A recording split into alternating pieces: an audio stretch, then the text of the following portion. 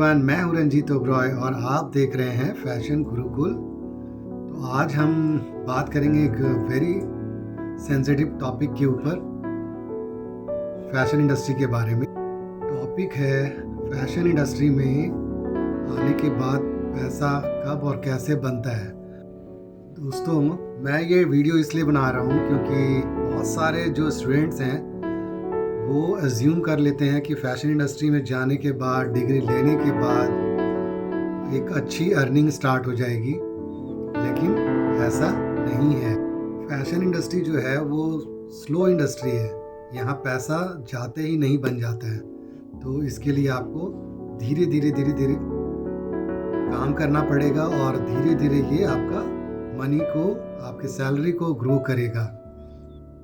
Fashion industry में जब आप एंटर करते हो तो इसके 3 लॉन्ग टर्म फेज़ हैं। पहला जो फेज़ है वो 2 से लेकर के 3 साल तक का होता है। जब आप इंडस्ट्री को ज्वाइन करते हो, यहीं पे आपको बहुत ही पेशेंस दिखाना पड़ता है। अगर आपने यहाँ पे पेशेंस दिखा दिया और बिल्कुल पेशेंस के साथ काम करते चले गए, चीज़ों को सीखते चले गए, तो आपका 2 से 3 साल के बाद एक अच्छी करियर स्टार्ट हो जाएगी। हाँ, उस समय आपका सैलरी उतना ज़्यादा नहीं होता है, एक स्टार्ट अच्छा मिल जाएगा आपको, लेकिन आपको पेशेंस दिखाना पड़ेगा।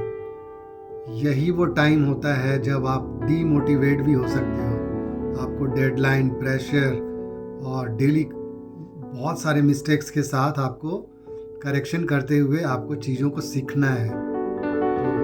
आप जितना काम करेंगे, जितनी मिस्टेक्स करेंगे, धीरे धीरे करके आप बहुत सीखेंगे इस इंडस्ट्री में। और बहुत सारे लोग जब पैसा ही देखने लग जाते हैं, ये जो 2 से 3 साल का जो फेज़ होता है, तो लगता है कि यार बहुत कम पैसे कमा पा रहा हूँ और मज़ा नहीं आ रहा है, तो वो आगे के लिए वो टिक नहीं पाएगा, तो वो उस इंडस्ट्री को छोड़ देता है।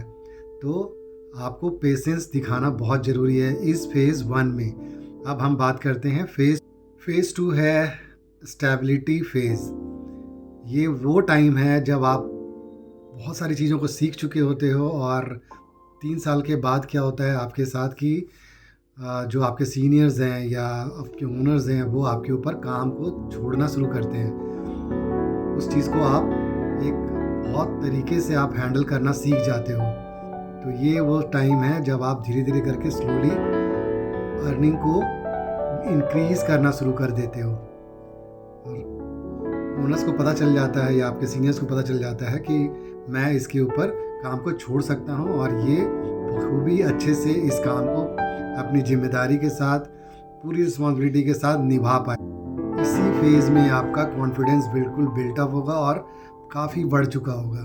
थर्ड जो फेज़ है वो है ग्रोथ फेज़। ये तब आता है जब आप इन दोनों फेज़ से बाहर निकलते हो और आप चीज़ों को हैंडल करना अच्छे से सीख जाते हो, प्रॉब्लम को सॉल्व करना सीख जाते हो। आप हर प्रॉब्लम्स को जो आपके पास आती है उसको आराम से उस प्रॉब्लम को सॉल्व कर लेते हो। तो यहीं पे आपका डेजिग्नेशन, यहीं पे आपकी सैलरी का ग्रोथ होना शुरू हो जाता है और जो स्टेबल रहता है लॉन्ग टाइम के लिए, हमेशा के लिए स्टेबल हो जाता है।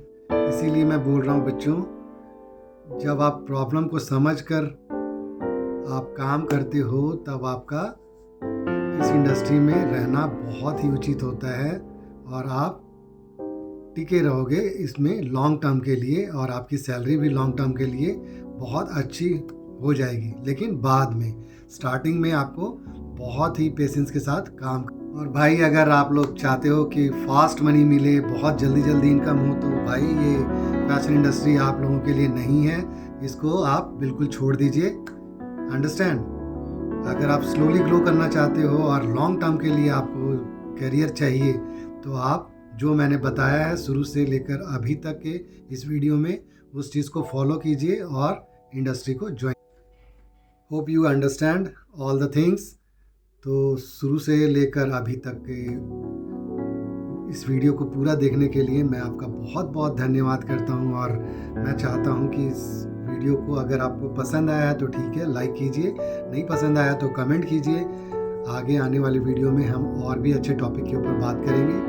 ओके, तब तक के लिए टेक केयर।